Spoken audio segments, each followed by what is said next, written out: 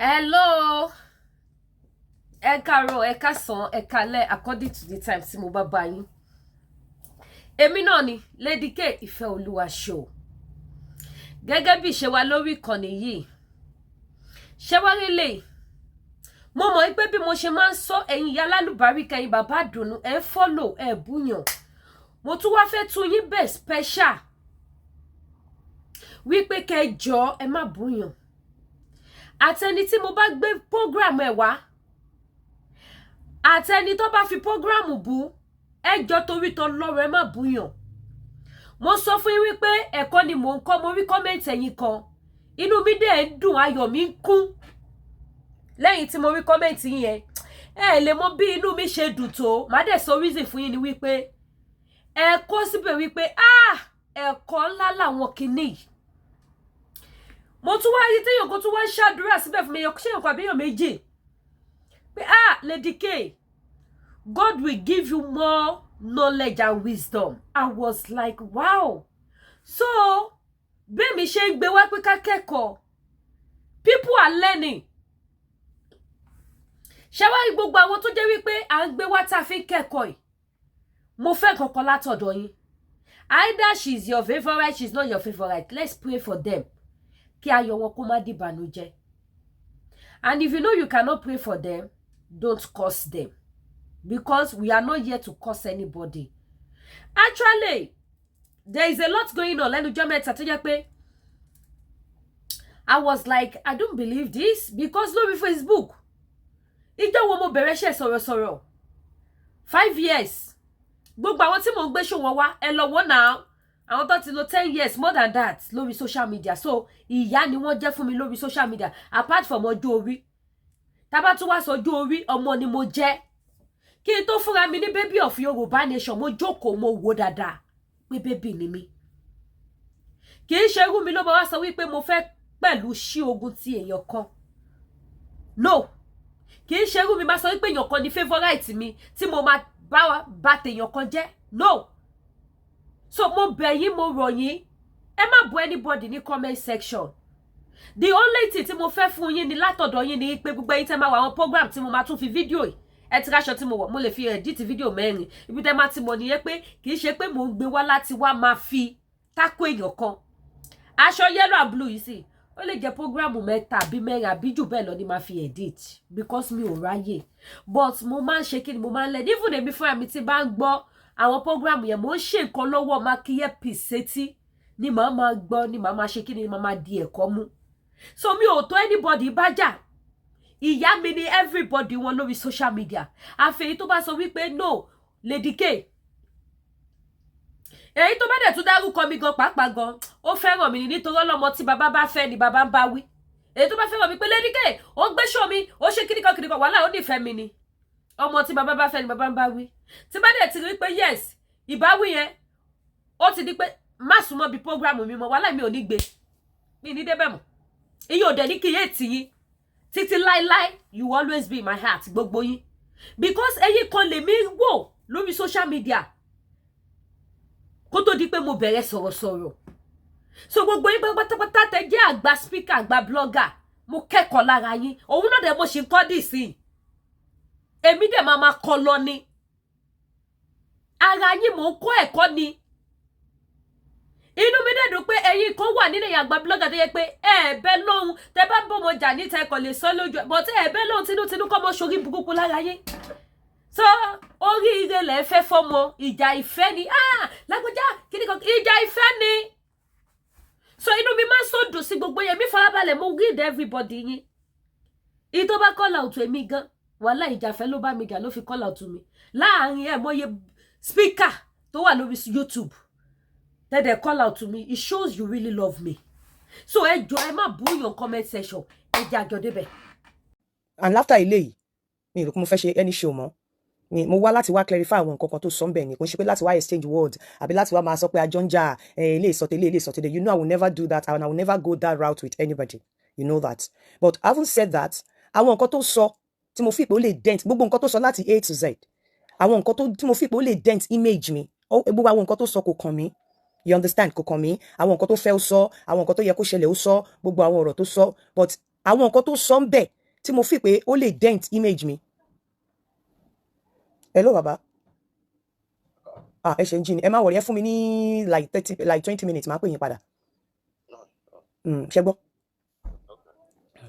Àwọn nǹkan tí mo fi pé ó lè dent image mi tó sọ ń bẹ̀ àwọn ni mo fẹ́ make clarifications about, not to exchange words with her, not to trade word with her, not to start àwọn méjì tí ń jà ó yá ẹjẹ́ àlọ́wọ́ Lizzy nǹkan tó sọ ẹ jẹ́ ká wá I will never go that route with anybody. Number one tó sọ Lizzy gẹ́gẹ́ bó ṣe sọ, and I'm saying it to you today pé everything around you at everything around you I'm staying away. Ọlọ́run gbọ́ pé tó bá tún ti rí mi with anything around you at all, anything tó bá wù ẹni kò ṣe fún mi, I am going to stay away, as you have said, as you have indicated on your show, and it's going to happen. Number two, mo list àwọn kìíní yẹn lẹ̀. Unfortunately, mi ò ní lè delete àwọn nǹkan tó sọ pé kí n delete lórí page mi, because I cannot, not that pé kò wù mí láti delete wọn, but mi ò ní lè trace wọn. So automatically, ó yẹ kí Facebook ti delete ẹ̀, because tó bá ti anything tí wọ́n bá ṣe after 30 days, Facebook máa ń delete ẹ̀. So ó yẹ kí Facebook ti delete ẹ̀. So nǹkan tó máa ṣẹlẹ̀ nìyẹn, Facebook á delete ẹ̀ fúnra ẹ̀, torí mi mọ̀ bí mo ṣe lè trace ẹ̀. Number 3, ó ní mo ní nọ́mbà ẹ lọ́wọ́, mi ṣe pé ẹ. The same rule goes and apply to you. Ó ní nọ́mbà mi lọ́wọ́ before you came out láti ṣe show fún mi, tó sọ nǹkan tó sọ. So gbogbo àwọn èèyàn believe pé ó ń ṣeré. You cannot, irú eré wo nìyẹn? Ìwọ náà ní nọ́mbà mi, the same rule tí wo fi lè pè mí. Kí wá ní nǹkan tó tí wo fi ṣe orí tèmi ò fi ṣe orí tèmi fi láti pè ẹ́. Pé kí n tó pè ẹ́, kí n tó jáde fún ẹ. In tó ti lè mú wọ jáde fẹ́ mi tó ti sọ nǹkan tó sọ. Kò sí irú yẹn tó cover mi pé kí n pè ẹ́ pé kí ni? Mi ò lè pè ẹ́ now because ìwọ náà pè mí. And so dem mọ̀ wípé èmi àti ẹ sí ní talking time, because ìgbà tí mo ti ṣe show tí mo pe dáàdì yín bọ́ síta tí mo ní àìjọ ẹ bá wa sọ fún Lizzy nǹkankan. You blocked me. Èmi náà dẹ̀ block àjọ block ara wa, and we never had a sọ̀rọ̀ until bóyá ńgbà tí mo ṣe orin fún ọmọ ẹ. Mọ́mí Adébímpé gan ló connect wa together. So now, and after 30 connect wa together, kò dé sí nǹkan tá sọ pé ju pé ẹ ṣé o dẹ̀ ṣàdúrà, and that was the last time I spoke to you. So èmi náà dẹ̀ ti sí talking time láà sọ̀rọ̀. So the same thing tí wo fi lè pè èmi, òun náà ni ò lè mẹ́mi náà pè ìwọ. Ìyẹn gbọ́ títà òjòkó. Number 4, ó ní àwọn èèyàn kan ni wọ́n push mi kí n wá bọ́ síta wá ṣe show tí mo fi pọ̀ pé I'm not into that kind of thing. Lẹ́kìn wá sọ fún ẹ, mo place ẹ sí position tẹ́lẹ̀ débi pé kò sí ẹni tó lè sọ̀rọ̀ ẹ lójú mi láìda. Ẹni tó bá sọ̀rọ̀ ẹ lójú mi láìda, ó ti kàn mí láràn. Ibi position tí mo place ẹ sí tẹ́lẹ̀ nìyẹn. Kò sí ẹni tó tiẹ̀ tún lè sọ̀rọ̀ ẹ. Mo mọ̀ pé àwọn tó jẹ́ olóríire kankan tọ́rọ̀ ti pa mí pọ̀ nípa ọ̀rọ̀ ẹ, ó ṣeé ṣe kó jáde kó ṣe show lórí nǹkan tó ṣe. Ẹni tó kò sí anybody tó bí da láti lè sọ̀rọ̀ ẹ ní ojú mi ní position tí mo place ẹ sí. Títí kọ̀rọ̀ bí iṣẹ́ tí mo ti ṣiṣẹ́, mo láwọn èèyàn tó níbi tí mo ti ṣiṣẹ́ tẹ́lẹ̀ tó máa bú mi pé ó ti láìkọ̀ tí máa dúró tì wọ́n ni. So kò sẹ́ni tó ever wá push èmi pé kí n lọ ṣe show. Ṣé mi jẹ́ ọmọdé ni téèyàn máa remove control, téèyàn máa control pé lọ ṣe show, lọ ṣe kíní kan. Kò sẹ́ni tó bẹ́ẹ̀ láti sọ. Torí ó ní àwọn èèyàn kan ló push mi nígbà yẹn. Èmi, and please, ó ní ó fẹ́ balẹ̀. Mo fẹ́ kó sọ nǹkan tí mo bá njọ́ èmi tí n bá ti pè ẹ́ rí sọ ọ̀rọ̀ èèyàn fún ẹ rí kí má jèrè ayé mi. Mo dẹ̀ fẹ́ kó sọ gbogbo nǹkan tó sọ pé mo lọ pé àwọn èèyàn kan wá béèrè lọ́wọ́ ẹ̀. I am not into that. I don't play those games. Mo ń play irú àwọn game bẹ́ẹ̀ yẹn. Sori tí bá ń bá èèyàn sọ̀rọ̀ gan, mo mọ̀ débi pé mo mọ̀ nǹkan tó yẹ kí n máa sọ torí mi mọ̀ bóyá òun record mi one. Mo máa ń mọ̀ wípé nǹkan kan lè ṣẹlẹ̀ lọ́jọ́ iwájú láàrin èmi àti ẹ. Anybody tí bá ń bá ṣe. So àwọn tó ní mo rán sí ẹ, tí bá rán yàn sí ẹ, tí bá báyàn sọ̀rọ̀ lórí fóònù ẹ, rí àríkẹ́ni. Mo dẹ̀ béèrè pé nípa ilẹ̀ nígbà tí mo rò bí mo fẹ́ rà. Mi ìbáyàn kankan, mi ìrán èèyàn kankan sí ẹ pé ẹ lọ béèrè nǹkan lọ́wọ́ ẹ. Tó bá dẹ̀ jẹ́ bẹ́ẹ̀ ni, mo double díẹ̀, mo challenge Lizzy jọ torí Ọlọ́run. Mo bẹ̀ nítorí Ọlọ́run, mo fi gbogbo nǹkan t'Ọlọ́run ti ṣe fún ẹ láyé mo fi bẹ̀, mo fẹ́ kó sọ síta. Má bò mí. Má cover mi. Tó bá yẹ pé lóòótọ́ mo rán àwọn èèyàn sí ẹ kó wá béèrè nǹkan lọ́wọ́ ẹ, má cover mi. Má bò mí. Nǹkan kan tó dá mi lójú ni wípé gbogbo àwọn èèyàn tí mo ti bá sọ̀rọ̀ ẹ láyé, ìjà ni mo bá wọn jà. Pé láyé ẹ fọmọ ilé kí ló ṣe nǹkan kan. Then no, they mention nǹkan kan. Ó ní mi dẹ̀ fẹ́ gbàgbé kíní yẹn o. Ó láwọn kan ló fẹ́ destroy mi, kò sẹ́ni kankan tó fẹ́ destroy mi. Lórí bí, kò sẹ́ni kankan tó push mi sí ẹ. Àwọn èèyàn ever push mi sí ẹ. Àwọn èèyàn tí ẹ lè ráyè push mi sí ẹ. Nítorí mi ò fi àyè yẹn sílẹ̀. Tó bá gbọ́ téèyàn bá wá bá ẹ, tó bá wá sọ̀rọ̀ sí ẹ, dídá náà máa sọ fún pé ó jáde lẹ́nu mi nípa ẹ. So tó bá ní anything otherwise, bóyá àwọn tí mo rán sí ẹ, bóyá àṣírí o, ó láṣírí mi kankan lọ́wọ́ bí mi ṣe láṣírí ẹ kankan lọ́wọ́ torí pé mi ṣàṣírí pamọ́ síbi kankan. Gbogbo bí tí mo rìn sí, mi ì babẹ̀ jẹ́, mi ì ṣe nǹkan tí ò dá, mi ìwà mọ̀nàmọ̀nà ń bẹ̀. So tó bá ní anybody tó wá sọ fún ẹ pé mo sọ báyìí wọ́n parọ́ ni o, mi ìrányàn kankan sí ẹ rí o, mi ìrányàn kankan sí ẹ rí, mi ìrán èèyàn kankan sí ẹ rí pé kó wá béèrè kankan lọ́wọ́ ẹ, mi plan anything against ẹ rí lẹ́yìn. Àní tó tún sọ wípé o invite mi, lóòótọ́ lo invite mi, kódà o sọ débi pé ṣé kó rán dinner wear fún mi, mo ní kó má bọ́dà, ìyẹn ò dẹ̀ kí n ṣe big deal, mo fi yẹn sọ̀rọ̀ ni wípé tó bá jẹ́ pé mo jẹ́ alátẹnujẹ bí mo ṣe busy tó ó yẹ kí n tiraka, ó dẹ̀ wù mí kí n wá lóòótọ́, ṣùgbọ́n torí nǹkan tí mo lọ ṣe ó pọ̀, ìyẹn ò dẹ̀ kí n ṣe big deal, kò tiẹ̀ sọ̀rọ̀ nínú yẹn, èmi ò kí n parọ́ Lizzy, I swear to God I don't lie, mi ò kí n parọ́, if there's anything tí mo ti taste láyé mi irọ́ ni, mi ò ń parọ́, mi ì dẹ̀ kí n mú kọmọkọmọ yàn, àbọ̀ àwọn nǹkan tó lè dent mi pé mo rányàn sí ẹ tó bá ní kó sọ̀rọ̀ jù, gbogbo nǹkan tó bá wà nínú ọkàn ẹ tó bá fi pé mo ṣe pamọ́ sí ẹ lọ́wọ́ àbí mo rányàn sí ẹ àbí mo ti ṣèbàjẹ́ pẹ̀lú ẹ, please say it once and for all. Ṣé mo pé mi àti ẹ ever ní nǹkan kan pọ̀ tẹ́lẹ̀ ju wípé mo kàn wípé obìnrin tó ń ṣiṣẹ́ takuntakun báyìí nǹkan kan tí mo ṣe láìpẹ́ ni kò ṣe pé bí a mo ní nǹkan kan pọ̀ pẹ̀lú ẹ àbí èmi àti ever ní nǹkan kan pọ̀ àbí amúlẹ̀ síbi kankan anything, so tí o bá sọ anything kò lè ba nǹkan kan kò lè ba anything jẹ́, a kò fi jẹ́ káyé mọrú èèyàn tí mo jẹ́ sí ni, torí àwọn ọ̀rọ̀ kéékèèké bẹ́ẹ̀ yẹn ló lè dent image èèyàn. Now nǹkan tí mo tún fẹ́ sọ ni pé báwọn èèyàn ṣe wá ń bá ẹ wípé kí ló ń ṣe pẹ̀lú mi, mo fi Ọlọ́run ọba ṣẹlẹ́rìí, everybody kò sí ìjọ tí mo sọ nǹkan pa ẹ o àbí tí mo gbé picture ọmọ ẹ o àtẹnitì bẹ́ẹ̀ náà ṣe wá ń bá mi, èmi ò fàyè ẹlẹ́ ni. Báwọn títí kọra nínú àwọn tó dárúkọ gan pè mí pé kí ni mò ń ṣe pẹ̀lú ẹ, nínú àwọn tó ti dárúkọ láàárọ̀ yìí tí n bá parọ́ Ọlọ́run fi gbogbo ìyàwó ẹ̀ jẹ mí, èmi máa ń dúró tán ni pé ẹ mọmọ yìí ni, tẹ bá mọ lédì yìí ẹ mọ̀ pé òǹgàn ni ẹ mọ̀ ni, máa dúró tán ni, bí wọn bá gbé bá mi máa gbé padà fún wọn ni, nínú àwọn tó dárúkọ. Bẹ́ẹ̀ ni mo sọ fún ẹ, àwọn èèyàn báwọn èèyàn ṣe wá ń bá ẹ pé kí ló ń ṣe pẹ̀lú mi, bẹ́ẹ̀ náà làwọn èèyàn ṣe wá ń bá mi, mo láwọn tí mo máa ń bá jà, ẹ̀yin tẹ́ ẹ̀ ní ṣorí burúkú tẹ́ ẹ wà l'Amẹ́ríkà tẹ́ ẹ wà káàkiri tẹ́ ẹ máa ń bá mi jà tẹ́ ẹ máa ń tọ́ ẹ pé ẹ jọ bó jẹ́ ilé ẹ̀ máa fi bẹ̀rẹ̀ show kẹ́ wá testify sí nǹkan tí mo sẹ, mi ìbáyọ̀ sọ̀rọ̀ burúkú nípa ẹ̀rí, èmi ò ń fàyè ẹlẹ̀, tó bá fẹ́ gbé wá máa gbé fún wọn ni, mo ṣe títí tí mo record voice note mo sọ sí group kan, mi kì í fàyè ẹlẹ̀, bó ṣe wá ń bá wọ bẹ́ẹ̀ náà ṣe wá ń bẹ́ mi tó ń attack mi gidi pé kí tiẹ̀ máa kí n disassociate me completely. Unfortunately to some people affluence ẹ rò pé affluence ní nǹkan ayé, affluence kéré sí nǹkan tí èèyàn fi gbélé ayé yìí, affluence ó kéré nínú ẹ̀ gan, olówó jù mí lọ, olọ́lá jù mí lọ, ó ní gbogbo nǹkan jù mí lọ, but that is not the priority in life. Tó fi máa fi pé bóyá torí mo mọ̀ pé tó bá fẹ́ sọ̀rọ̀ sí wa ní owó wo lo ní, ilé wo lo kọ́, kí lo ní, ìwọ tó gbé nǹkan rẹ̀ ṣe láyé náà máa ní kó má bá mi ṣe, life is more than that.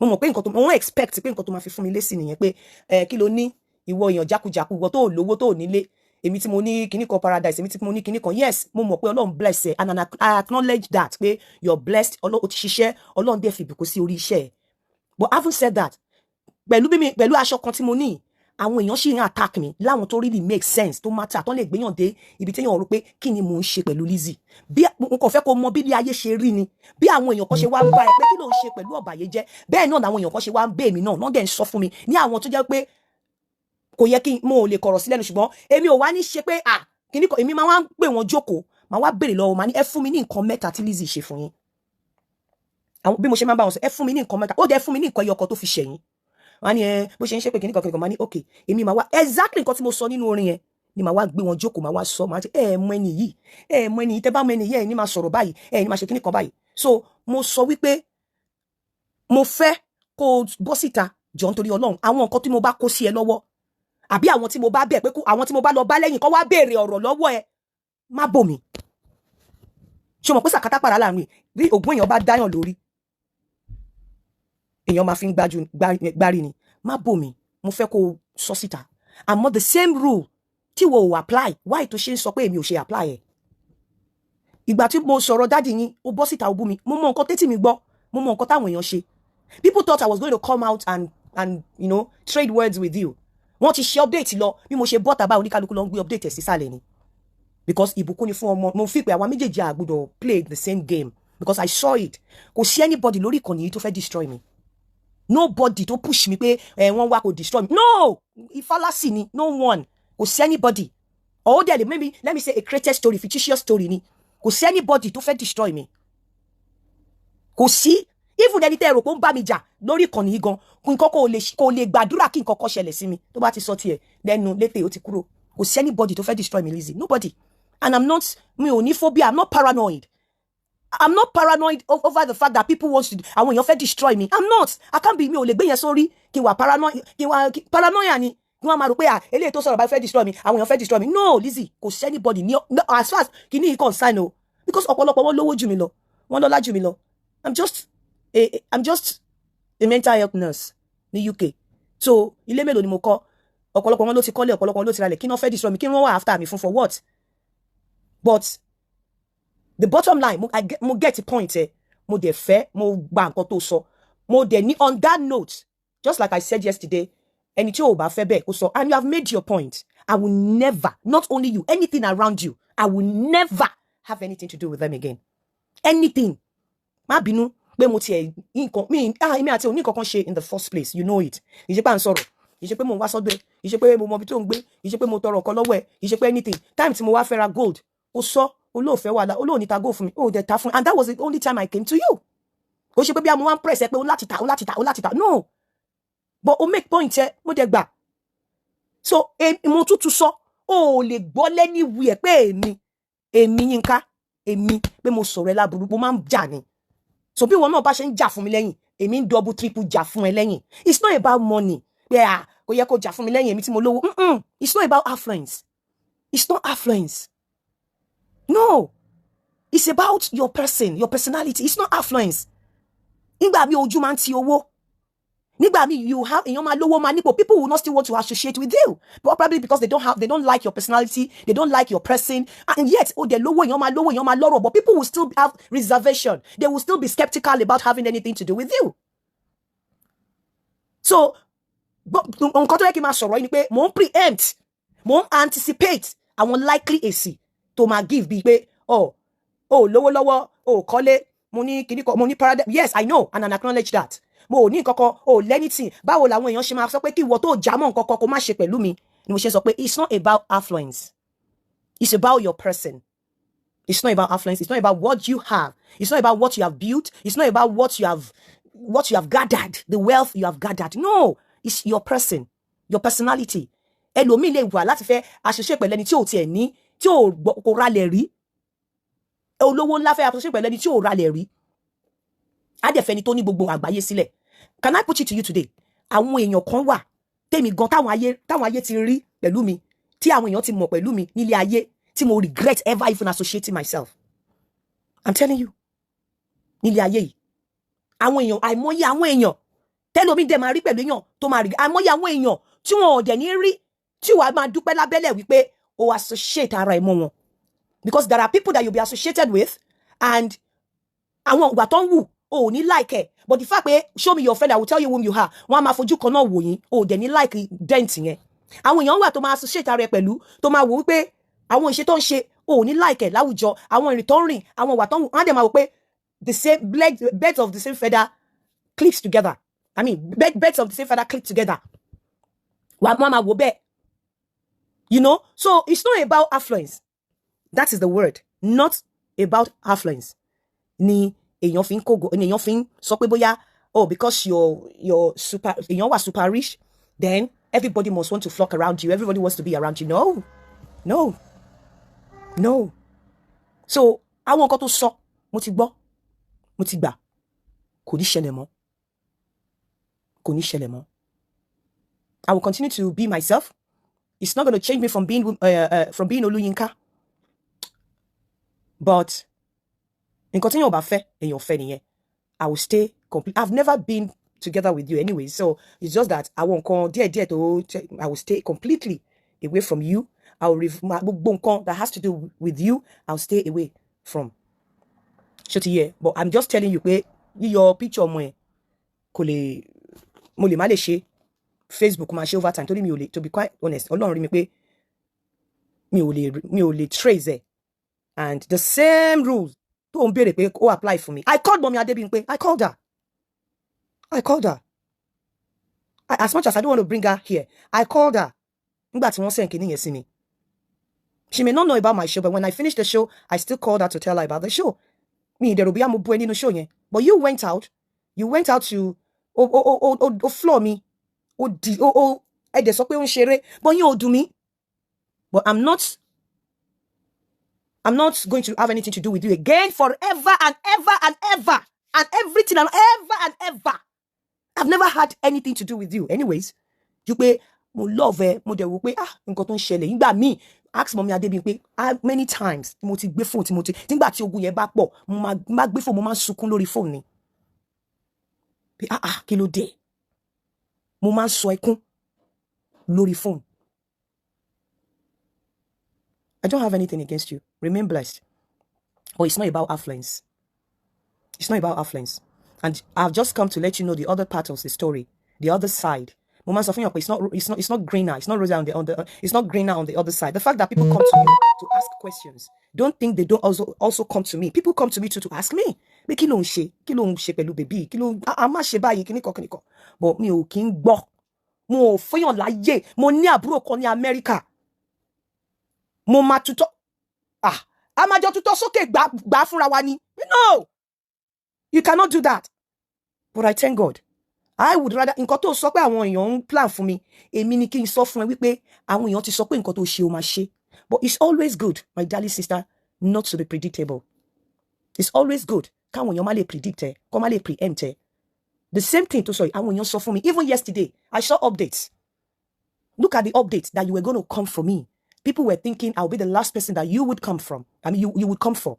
But kò ṣe nǹkan kan fún mi. I swear to God, I wish you well, as I've always wished you.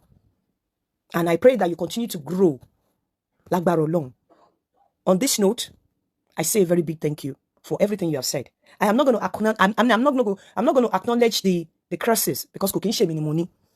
It is very, very interesting to you. Pé one of the reasons tí mo ṣe like ọmọ tí mo celebrate yẹn ni pé òun àtọmọ mi almost the same age ni wọ́n. And my ó gba some months àbí year lọ́wọ́ ọmọ mi. My child is graduating next month. Ó ti ṣetán ní university already. Graduation in next month. And that shows that ẹni tí ó bá wùwà ìpè ò lè jẹ́ fún. Àdàbí tí n bá fi ẹnu mi báyìí sọ negative thing nípa ẹ̀rí. Àdàbí tí n bá wọn tí ó bá jẹ́ pé kò ṣe pé gbogbo ẹ̀mí mi láti ọkàn mi ni mo fi máa ń jà. Ìyà tí mò ń jẹ lọ́wọ́ ọ̀pọ̀lọpọ̀ lórí social media lẹ́ni Lizzy ìwọ ló ń jẹ́ kó fìyà jẹ mí. Àwọn tó mention kò fẹ́ fìyà jẹ mí, mo fi Ọlọ́run bá ṣẹlẹ́rìí tí máa jíyàn ayé mi fún lọ́jọ́ kẹyìn nítorí tiẹ̀ náà ṣe ń fìyà jẹ mí. Mo ní sister kan tó ti di pè mí pé kí ló kọ̀ yín bẹ́ẹ̀ má post kiri kan ẹ má ṣe bẹ́ẹ̀. Ìyà tí mò ń jẹ lẹ́ni lọ́wọ́ ọ̀pọ̀lọpọ̀ lórí social media yìí torí pé mi ò ní ṣe ẹnìkan, mi ìbáyàn kọjá, mo ò ní kọ́kọ́ ìyà tí mò ń jẹ lẹ́ni even lọ́wọ́ ẹni tó sọ pé push mi yẹn ìyà tí mò ń jẹ ìyà pé wọ́n rí mi pé I love this person kíní kan. Ìyà yẹn náà fi ń jẹ mí, kò sí ìyà méjì. Ìyà tí wọ́n fi ń jẹ mí torí tiẹ̀ náà ṣe ń fi ìyà jẹ mí. Not because of pé mo lọ sí Hollywood, not because mo lọ sí ilé Alhaji Wasiu, not because of MC. Ìyà pé tiẹ̀, even àwọn tó dárúkọ yẹn sẹ́ nínú wọn sọ fún pé kí ni mò ń ṣe pẹ̀lú ẹ. Nínú wọn, Olódùmarè tí bá dé parọ́ kọ́ lóun kó fi gbogbo ìyàwó ẹ̀ jẹ mí. Ìyà yẹn, ìyà tí mò ń jẹ, ìyà èmi nìkan dẹ̀ kọ́ ni mò ń jẹ ìyà yẹn. Ìyà tí mò ń jẹ ìyà pé mo gbé e sórí. Mo lè má wá síta kí wá ṣe show. Tí n bá mí lórí platform, I don't think you come on my platform to see how people bully me because of you. Tí n bá wá sórí platform mi tí bá ṣe show báyìí, kí n bá sọ ọ̀rọ̀ ọmọ tí mi dárúkọ ọmọ ẹ tí mi dárúkọ bọ́ olóríire èmi náà bá wùyẹn olóríire ara ẹ. Ṣé didn't you see Lizzy when Lizzy was doing this? Didn't you see kìnìkan Ọlọ́run dẹ̀ rí mi most of the time. Ẹ̀yin èèyàn ẹ gbọ́ lẹ́ni.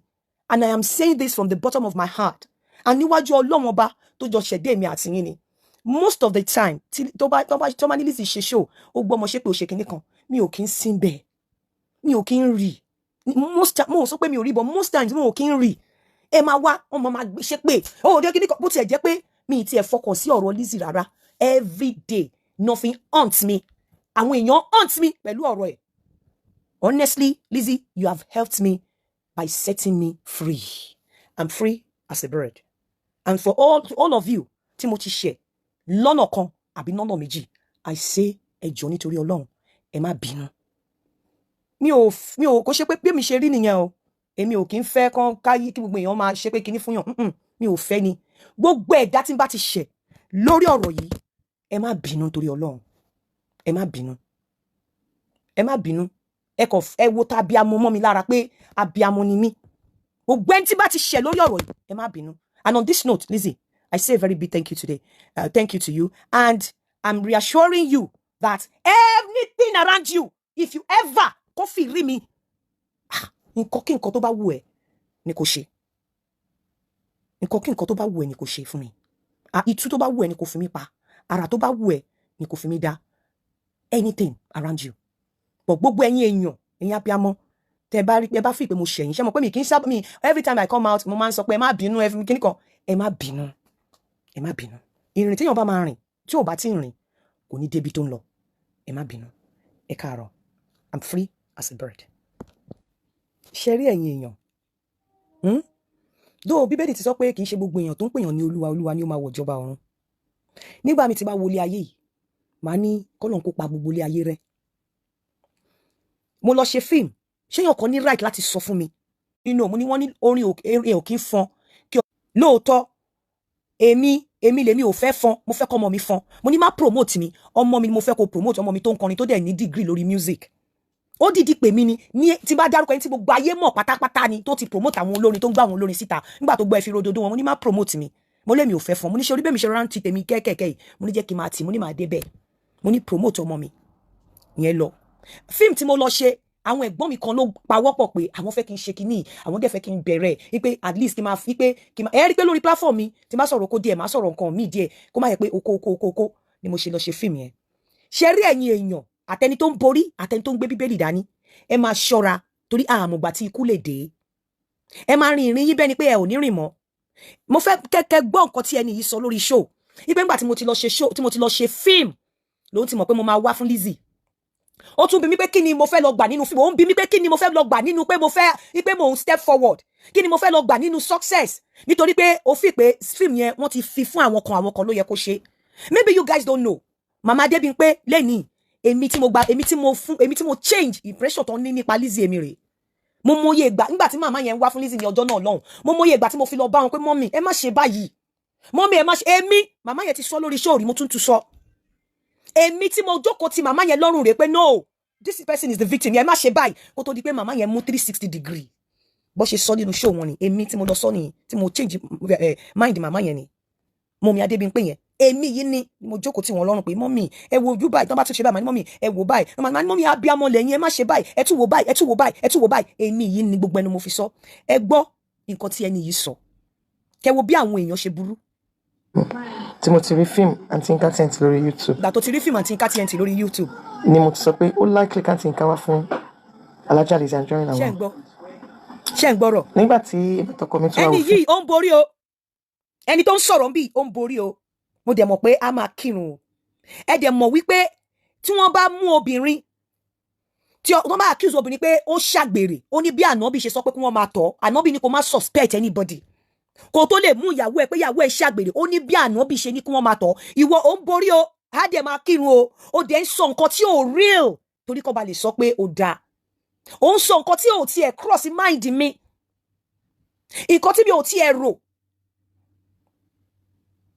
Nínú àwọn tí mo sì pàdé, mo pè kọ́nu wọn, mo ní wá ń bí, mo ní kí ni Lizzie ṣe fún ẹ? Mo ní wá, kí ló ṣe fún ẹ? Ó ní òun ṣe nǹkan kan fún un, ó block òun. Bí mo dẹ̀ ṣe dé, mo ní mọ́mì, ẹ sọ fún Lizzie kó má máa block èèyàn mọ́ pé ẹni yìí sí ó ní kò ṣe nǹkan kan fún òun. Òun ò sí pé nǹkan báyìí, ẹ bá wọn yanjú ẹ̀. Àwọn ọ̀gá Bello, Akíntúndé Ayẹni, Dr. Akíntúndé Ayẹni, wọ́n máa jẹ́rìí sí nǹkan tí mo sọ. Wọ́n bá gbọ́ nǹkan tó ń ṣẹlẹ̀ yìí. In fact, ó máa yà wọ́n lẹ́nu gan. Ẹ gbọ́ nǹkan tí ẹni tó ń sọ níbí báyìí. Ẹ gbọ́ nǹkan tó ń sọ. Ó ń borí o, ó ń kírun o. Like over a week now. Ó náà ti ń ká máa wá fún Lizzie. For what? For what? Ẹni tó ń sọ̀rọ̀ yìí, ó ń borí. Alájà ni. Ó dẹ̀ mọ òfin Ànábì nípa pé kéèyàn máa suspect èèyàn. Ó mọ òfin Ànábì nípa kéèyàn máa sọ ẹ̀tàn àti èké jáde. Ní tèmi ò ní ever báyàn ṣe láyé nìyẹn. Tó bá wá jẹ́ pé gbogbo nǹkan tó sọ yìí nínú bí bó ṣe rí nìyẹn, bó ṣe wù kí iṣẹ́ ẹ̀ tó láyé. Tá bá rí ibì kan tó ti ṣẹ̀ sí Ọlọ́run ọba, tá bá rí ibì kan tó ti ṣẹ̀ sí Ọlọ́run ọba, tá bá rí ibì kan tó ti kùnà ògo Ọlọ́run ọba, Ọlọ́run á wá wò wípé òótọ́ tó sọ níbí á pa gbogbo àṣìṣe yẹn rẹ́, wàá bá Ọlọ́run anywhere tó bá dàgbàdàgbà tó gbó tó kúrò láyé, gbogbo bí tó bá ti ṣe tó ti tasẹ̀ gẹ̀rẹ̀ Ọlọ́run á wo ọlá òótọ́ tó sọ láàárọ̀ tó bá jẹ́ òótọ́ ni á bá mi pa gbogbo àṣìṣe rẹ àmọ́ tó bá jẹ́ pé nǹkan tó sọ níbí irọ́ ni ó mọ̀ irọ́ ni kì í ṣe bó ṣe rí nìyẹn o ní àìníbẹ̀rù Ọlọ́run tó dẹ̀ ń borí bó ṣe wù kíṣẹ́ tó láyé bó ṣe wù kó rin ìrìn àrìn yìí àti àrìn dájú láyé sórí ọ̀rọ̀ tó sọ lẹ́ni á dúró díẹ̀ lọ́jọ́ ìdájọ́ tó bá jẹ́ pé nǹkan tó sọ yìí kò rí bẹ́ẹ̀ ọ̀rọ̀ tó sọ yìí kí iṣẹ́ kó da tó láyé tó bá dàgbàdàgbàdàgbà Ọlọ́run á máa mú wá sí ìrántí ní gbogbo ọjọ́ wá fún for what torí pé mo lọ ṣe òun béèrè lọ́wọ́ mi pé kí ló mú mi tí mo fi lọ ṣe eré tí mo tún fẹ́ ṣe mí sí tí mo tún plan mí òun béèrè lọ́wọ́ mi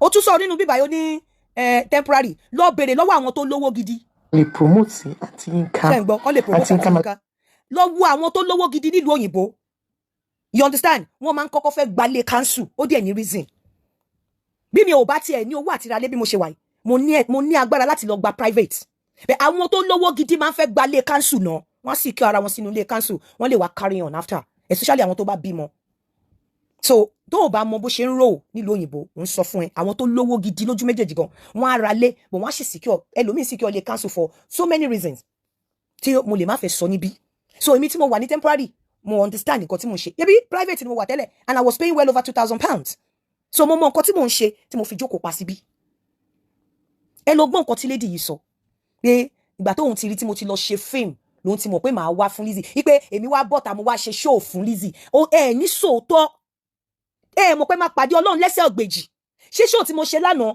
ṣé mo kàn déédéé tọ́nà sí kámẹ́rà mo kàn bẹ̀rẹ̀ sí ní ṣe show láì jẹ́ pé nǹkan kan ti wà before ẹ máa bẹ̀rù Ọlọ́run torí ẹni tí ò bá ṣe òótọ́ lórí ọ̀rọ̀ yìí bó ṣe wù kíṣẹ́ dá tó láyé Ọlọ́run á máa mú wá sí ìrántí gbogbo kíní yẹn á dúró as a stumbling block fún anybody tí ò bá ṣe òótọ́ torí nǹkan tó tiẹ̀ sọ yìí ó dẹ̀ ń borí o ẹni tó ń sọ̀rọ̀ yìí ń borí o ẹ dẹ̀ mọ nǹkan tí ànábì sọ nínú pé kó máa suspect nínú pé kó máa sọ nǹkan tí ojú ẹ̀ ò tó ó dẹ̀ ń borí o Ọlọ́run á san fún yín Ọlọ́run á san bọ́ mo tún sọ lẹ́nìí tẹ́ ẹ̀ bá tiẹ̀ rí wọ́n ní ọ̀pọ̀ ọmọ ẹ̀dìyẹ tójú ò bá rí ti lé ojú àrí toko màmá Adébímpé lẹ́nìí position tó ó take lẹ́nìí yìí èmi ni mo engineer position yẹn wọ́n after yẹn wọ́n lè wá padà tó wá love ẹ̀kọ́ tó wá ní reason láti ṣe but èmi lèmi engineer position yẹn èmi ni mo dúró tì wọ́n lọ́rùn pé no mọ́mì irọ́ ẹ má ṣe báyìí ẹni kíní kan àwọn náà wá lọ jókòó bọ́ bá ṣe ń gbé wá mọ́mì ẹ̀yin náà ẹ wò báyìí mọ́mì ẹ wò báyìí mọ́mì ẹ wò báyìí kíní kan ẹ wò báyìí mọ́mì ẹ̀yin náà ṣe báyìí mọ́mì ẹ̀yin náà ṣe báyìí mọ́mì ẹ̀yin náà ẹ wò kíní yìí báyìí wọ́n bá ti ní kò yẹ kó rí bẹ́ẹ̀ kíní kan to the extent pé ọ̀rọ̀ DNA kò ṣe DNA nígbà tí mọ́mì yẹn bọ́ta tán ní kíní kan èmo ní mọ́mì mi sọ pé nǹkan tó ṣe dá o but legal wife ní right láti ṣe kíní kan everything èmi ni mo pe woman yẹn pé kó ṣá tó bá ti lọ báyìí máa lọ báyìí inú mi Ọlọ́run á fi jẹ́ kó san gbogbo ẹ̀yin irú ẹ̀yin báyìí Ọlọ́run á san yín lẹ́san gbogbo nǹkan tẹ́ ẹ bá ṣe ṣe bí mọ́mì Adébímpé ò tí kù wọ́n sì wà láyé mo mọ̀ pé wọ́n á sọ̀nà èmi ni position tó padà múlẹ̀ ni èmi ni mo dúró tì wọ́n èmi mo wà lẹ́yìn wọn nígbà yẹn lọ́hùn. Aunty Yinka, I told you to stay clear. That woman called blah blah blah blah. Èmi ni ẹ wo nǹkan tẹ́ni tó borí ó borí dẹ̀dẹ̀ ó dẹ̀ ń sọ ó bẹ̀rù Ọlọ́run ó bẹ̀rù àtúbọ̀tán ó bẹ̀rù ijọ́ tó máa sùn tó ní jímọ́ ó bẹ̀rù pé àwọn ọmọ ẹ̀ náà máa dàgbà Ọlọ́run á jẹ́ kó dàgbà kó ṣe oríire ẹ ronú pé kí ló fẹ́ ṣẹlẹ̀ òun lanu ní nǹkan tí mi ò tiẹ̀ rò even níbi láàrin ibi tí mo wà gan gbogbo àwọn èèyàn ló ń sọ pé àtàwọn ti Lizzy rè mo ní yẹ bẹ́ẹ̀ ni èmi ni iṣẹ́ pé wọ́n sọ ìjà tèmi ni mò ń kárí emblem yẹn káàkiri ni gbọ́ nǹkan tó ń sọ lẹ́nu Ọlọ́run á fún yín lẹ́san mo kàn fẹ́ mọ̀ pé ṣẹ́rí ẹ̀yin yìí ẹ̀yin gangan ní igi wọ́rọ́kọ́ irú yín báyìí ní igi wọ́rọ́kọ́ tó ń dáná rú torí nǹkan tó gbé sórí tó ń wo tó ń sọ yìí èmi ò tiẹ̀ mi tiẹ̀ rò fíìmù yẹn gan àwọn èèyàn mi àwọn tó ẹ ṣáà rí àwọn group tó wà níbẹ̀ àwọn ló encourage mi pé no you must do it mo tún ti ń plan mi bí mo ṣe wà yìí mo ti sọ ọ́ another mo ti fi story mi lẹ̀ mo ń kọ story mi lọ́wọ́ bí mo ṣe wà yìí bí mo dẹ̀ ṣe máa ṣe lọ nìyẹn so I'm not going to stand I'm not going to stay or stop lórí iyì wúrà nìkan fíìmù yẹn dẹ̀kẹ̀rẹ́ that film kò kí ń ṣe satire ká má sọ pé bóyá mo fi satirize èèyàn kò ń ṣe satire fíìmù tó sọ̀rọ̀ tó express tó wà educative tó ń ṣe ẹ rí pé gbogbo àwọn nǹkan oríṣiríṣi tí wọ́n máa ń fi sínú fíìmù kò sí nínú iyì wúrà ẹ rí pé ó kọ̀ lọ straight to the point torí pé mo fẹ́ káwọn èèyàn kẹ́kọ̀ọ́ nínú ẹ̀ ni mo fẹ́ fi educate èèyàn ni kò ṣe pé bí mo fẹ́ fi entertain mo fẹ́ káwọn èèyàn kó wà entertaining but then kò ṣe pé bí mo ṣe because of entertainment mo fẹ́ ṣe káwọn èèyàn lè kẹ́kọ̀ọ́ nú ẹ̀ as much as tó bá entertain àwọn èèyàn ẹ gbọ́ nǹkan tí irú èèyàn báyìí ń sọ. Ẹ wo ìgbà tí fíìmù yẹn ti jáde, ó tún ní òun àtọkọ òun tún wò ó. Àwọn ní àǹtí Yinka máa wá fún Lizzy wá ṣe kíni? For on what ground? To do what? For what? I am not evil. Get it into your skull. And for those of you ascribing my updates, attaching my updates to anyone, I am a mental health nurse and I have right láti display profession me. Stop ascribing and stop attaching my whatever updates to anyone. Tẹ́ bá tiẹ̀ wá fẹ́ ascribe ẹ mọ́ sínú yín, ẹ má kọ sórí platform mi. Please, I beg you in the name of God, save me. Mo kàn fẹ́ kẹ́ wá wo bí àwọn èèyàn ṣe rí ni. The same me fighting behind ni the same me tí àwọn àríjẹ ní àwọn sycophants. Mi ò ṣe nǹkan kan pẹ̀lú yàn kankan rí nítorí nǹkan tí mo máa jẹ lábẹ́. Mi ì ṣe nǹkan kan pẹ̀lú yàn rí nítorí nǹkan tí mo máa jẹ lábẹ́ rí. And I put it to you today, anybody tẹ́ bá rí mi pẹ̀lú, kò sí bàbá ńlá kú bàbá ẹni wọn tó máa sọ pé òun tiẹ̀ lè kọnu pé òun fẹ́ fẹ́ mi. Mi ò cheap. When it comes to oko àtòbò. I am not cheap. Mi ò fine o, mi ò dá o, mi ò dùn, mi ò yán o, but mo fi ọwọ́ mi sọ̀yà mo tó gbangba sùn lọ yẹ. Anyone you see me with. Tí wọ́n bá bọ́ta kan wá sọ pé àwọn do kinní kan, ikú ló máa pa kó máa pa. Kó bọ́ síta tó bá ti dó mi, tó bá fi pamọ́ pé òun dó mi, kò ní Ọlọ́run ò ní bá mi fire fún. Ṣùgbọ́n tó bá jẹ́ pé lóòótọ́ ó dó mi ó dẹ̀ sọ, Ọlọ́run á bá mi kẹ́, á bá mi gẹ̀. Èmi ò ya yẹ̀yẹ́ tó yẹn, mi ò useless tó yẹn. That's why you don't have my story. Mi ò sọ pé I'm a saint, but I've always been ọmọ ilé. Today, a lot of street language and everything. Mi ò mọ̀. I stay away from trouble. Eléyìí ni abo òyìnbó tí mo fi jẹun tó fọmọ mi lọ́wọ́, and it's going to be like that, and that is the end. But mo kàn fẹ́ dá eléyìí lóhùn wípé this person ten sọ̀rọ̀ in question. Mama Adébímpé mo mọ ìjàkadì. Ó ṣe pé bí ìjàkadì ìjà o. Mi ò fi wọ́n lọ́rùn sílẹ̀. Mi ò fi wọ́n lọ́rùn sílẹ̀ nígbà tí wọ́n kọ́kọ́ bẹ̀rẹ̀ ọ̀rọ̀ yẹn. Pé no. Mi ò fi wọ́n lọ́rùn sílẹ̀. And you now came, mo sọ pé mo lọ ṣe kíní kan mo máa wá fún ẹ̀dẹ̀ ó dẹ̀ borí, ó dẹ̀ ń hùwà ẹ̀ṣẹ̀. Ọlọ́run á máa ṣàánú yín o. Torí mi mọ̀ ẹ máa ní ẹ béèrè láì rí gbà. Nítorí pé Bíbélì ni ó béèrè láì rí gbà. Nítorí pé ó ṣì béèrè. That's why most of you will knock and the door will not be open to you because ẹ knock pẹ̀lú ìsàlẹ̀ gẹ̀dẹ̀gẹ̀dẹ̀ inú yín tó dúdú. Tí n bá love èèyàn, mo ń love èèyàn pa lọ ni. Tí n bá love èèyàn, mo ẹni tèmi àti òtí ẹ̀ kì í sọ̀rọ̀. Tẹ́ pé bí kọ́kọ́ ṣe kíní láàrin wa. Nígbà tí mo rí nǹkan kan tó jáde, mo ṣe voice note, mo send ẹ̀ sí pé why? Because tèmi bá ń báyàn jà kì í ṣe bí ti kákú. You understand? I'm not that kind of a person. I am not evil. I don't go to church. My church is in my heart. My mosque is in my heart. I believe in God and I have the fear of God in me. There are things that I would never engage in. There are things I would never do. Lie. So I have the fear of God in me. Though mi ò ń borí o, mi ò ń bo kíní kan o, but yìí tẹ́ni tó ń borí dédé sọ yìí, I will never láyé mi kí n sọ̀rọ̀ ẹ̀. Kúkú kọ́ wù tó ṣe sorry. Ọlọ́run ò ní jẹ́ kí n rírú ẹ̀. Kò sí nǹkan tó fẹ́ ṣẹlẹ̀ mọ́. Sorry kíni. Tí bá ṣẹ̀yàn, màá mọ̀ pé mo ṣẹ̀yàn. Èmi gan mo sọ fígbà mo feel pé mo free. Èmi tí bá ṣe sorry kí ayé mi bàjẹ́. Sorry mbo. Nǹkan tó ṣẹlẹ̀ yóò dùn mọ́ mi pa. You don't know mọ bó ṣe dùn mọ́ mi. Mọ bó ṣe dùn mọ́ mi. Tẹ́ bá mọ bó ṣe dùn mọ́ mi. Máa bá mi lọ gbé ìlú máa bá mi jó ni. Sorry. Please.